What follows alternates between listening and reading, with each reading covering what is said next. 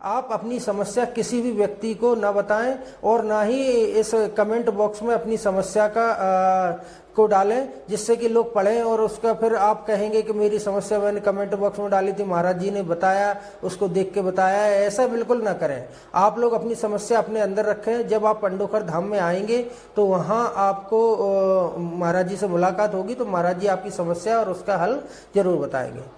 चलिए दोस्तों, अब ये तो पंडोखर धाम के बारे में जानकारी थी। अब मैं आपको पंडोखर धाम के ले चलता हूँ कि सबसे पहले बार व्यक्ति आने वाले को वहाँ किन किन चीज़ों का सामना करना पड़ता है और क्या क्या विधि है वहाँ जो पंडोखर धाम में आप लोगों को करना पड़ती है। तो मैं बताता हूँ। पहली बार जो भक्त आते हैं तो उनको पंडोखर धाम में जैसे ही पहुंचते हैं तो पंडोखर धाम के आप जैसे ट्रेन लेना चाहते हैं तो ट्रेन नियर है, झांसी स्टेशन पड़ता है। झांसी से पंडोखर 70 किलोमीटर रहता है। 70 किलोमीटर आप जैसे स्टेशन के बाहर उतरेंगे तो स्टेशन से बाहर से आपको टैक्सियाँ, प्राइवेट टैक्सियाँ और गाड़ियाँ, बस स्टैंड से गाड़ी भी चलती है पंडोखर के लिए, मिल जाएगी। लगभग 1 से 1.5 घंटे में वो आपको पंडोखर पहुँचा देती है। अगर आप पर्सनल कोई टैक्सी करेंगे तो लगभग पर्सनल टैक्सी का 1500 से 2000 रुपये का किराया आएगा। मैं किराया भी आपको बता देता हूँ। जैसे कोई आपसे गलत पैसा लेता है तो आप पंडोखर धाम में उसकी शिकायत कर सकते हैं। तो 1500 से 2000 रुपये का लगभग पर्सनल आप टैक्सी करना चाहते हैं तो 1500 से 2000 रुपये किराया आएगा। और अगर आप सार्वजनिक रूप से जो टैक्सियाँ वाले आते हैं, जैसे 5 या 10 लोग हो जाते हैं, तो वो लगभग एक तरफ से 150 रुपये फीस रखते हैं, किराया लेते हैं। या आने और जाने का दोनों 300 रुपये एक व्यक्ति का पंडोखर धाम आने और जाने का लेते हैं। इससे अगर कोई ज़्यादा अगर पैसा आपसे लेता है तो आप पंडोखर धाम में उस टैक्सी वाले का नंबर लेके शिकायत कर सकते हैं। वो आपकी शिकायत वहाँ हम लोग कार्यालय पे देख के उस टैक्सी वाले से बात करेंगे। इसके बाद जैसे ही आप लोग पंडोखर धाम पहुँचेंगे सुबह के टाइम पे, तो आप लोगों सर्वप्रथावती गंगा मैया जो मंदिर के पास में ही है, किसी गांव वाले से या किसी से भी आप पूछ लीजिएगा तो पुष्पावती गंगा नदी जो वहाँ है वहाँ आप पहुँचेंगे। वहाँ पर आप अपना स्नान कीजिए, वहाँ पूजा पाठ कीजिए, वहाँ दीपदान कीजिए। वहाँ पूजा पाठ करने के बाद आप वहाँ से 1 आध घंटे में निर्वृत्त होके आप वहीं से 200 मीटर की दूरी पे लगभग पंडोखर सरकार हनुमान जी का मंदिर है। तो आप पंडोखर सरकार हनुमान जी के मंदिर में वहाँ पर आप पहुँच सकते हैं। वहाँ पर जैसे ही आप पहुँचेंगे तो वहाँ किसी भी दुकान से प्रसाद लेकर और पंडोखर चालीसा, एक पंडोखर चालीसा वहाँ मिलता है जो पंडोखर धाम का है, तो पंडोखर चालीसा आप ले लीजिए। और पंडोखर चालीसा और एक माला तुलसी की, ये दोनों चीज़ें लेकर आप मंदिर में पूजा पाठ करके प्रसाद चढ़ा के आप एक किसी भी स्थान पर अच्छी जगह मंदिर में बैठ के पंडोखर सरकार का 11 बार चालीसा का पाठ करिए। लगभग एक घंटे में आप आधा घंटे में पंडोखर चालीसा के 11 पाठ आसानी से हो जाते हैं।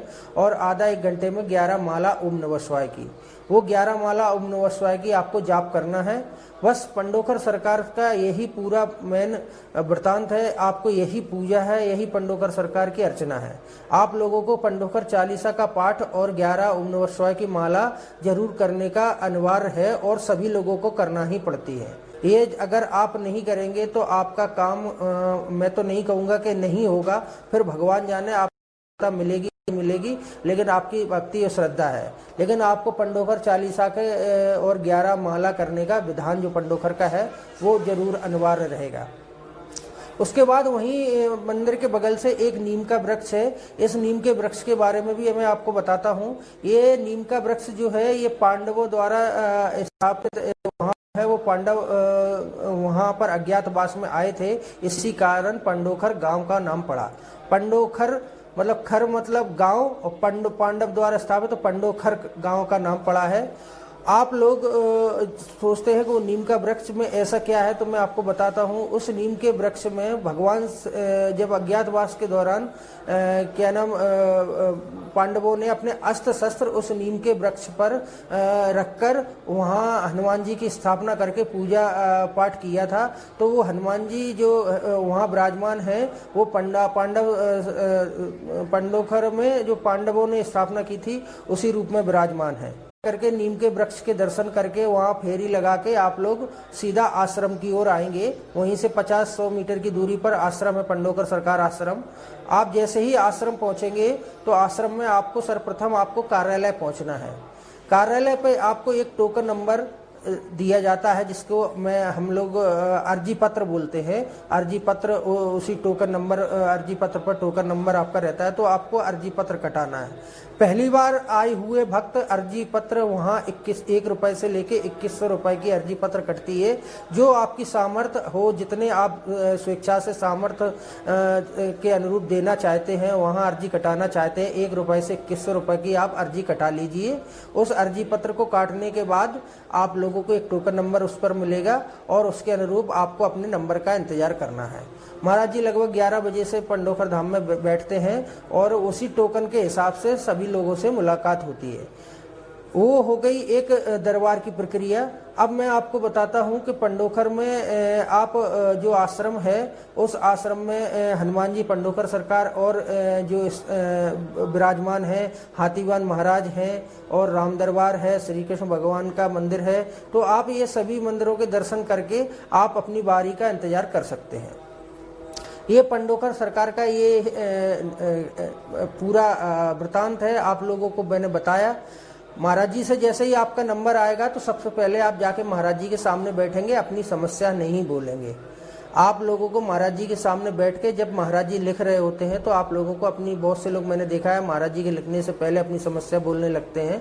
तो आप लोग जैसे ही पंडोखर धाम में महाराज जी के सामने बैठेंगे तो अपनी समस्या नहीं बोलना है। महाराज जी जब पर्चे में अपनी समस्या आपकी लिख दें, फिर महाराज जी आपसे कहें कि हाँ बताइए क्या समस्या लेके आए हैं, तब आपको अपनी समस्या बताना है।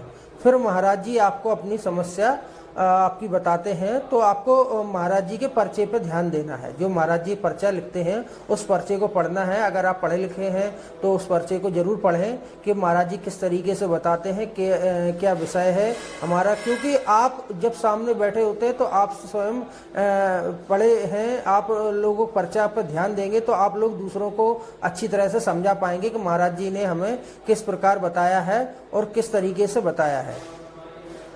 तो आप लोगों को पर्चे पर ध्यान देना है। मैं आपको बताता हूँ आगे। आपको पंडोखर धाम में फिर वहाँ से महाराज जी से मुलाकात होने के बाद महाराज जी जो पर्चा देते हैं उसको वहीं पास में बैठे मुकेश गुप्ता जी होते हैं, मुकेश गुप्ता जी से मिलना है। मुकेश गुप्ता जी वो आपको पूरा पर्चा समझाएंगे बैठ के कि आपको उसमें महाराज जी ने क्या करने के लिए लिखा है, 5 अमावस्या और हवन कौन सा लिखा है, आपको कितनी बार पंडोखर आना है, क्या विधि है पंडोखर धाम की, सारा कुछ वहाँ बैठे मुकेश गुप्ता जी आपको बताते हैं।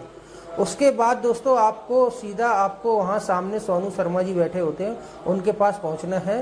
वो पर्चा लेके सोनू शर्मा जी एक रक्षा सूत्र बांधते हैं। वो रक्षा सूत्र पंडोखर धाम का कवच है जो आपकी कलाई पर धारण कराया जाता है। वो रक्षा सूत्र जरूर अनिवार्य बांधना रहता है। वो रक्षा सूत्र आपको पूरे 1 महीने आपकी रक्षा करता है। पंडोखर धाम नेक्स्ट बार जब भी आप आएंगे तो वो रक्षा सूत्र आपको, वो नीम का वृक्ष जो पहले आप मंदिर में दर्शन करके आए हैं, वो रक्षा सूत्र उस नीम पर बांध देना है।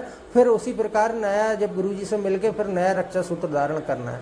इसी प्रकार ये 5 बार होगा और आपकी 5 अमावस्या, जब 5 रक्षा सूत्र नीम के वृक्ष पर बंध जाएंगे तो आपकी 5 अमावस्या मान्य हो जाएंगी। ये तो पंडोखर धाम के बारे में जानकारी थी। पंडोखर धाम में इस बार अमावस्या पर्व 17 सितंबर से 27 सितंबर तक है। आप लोग अपनी अमावस्या पर्व जरूर पंडोखर धाम में आएँ।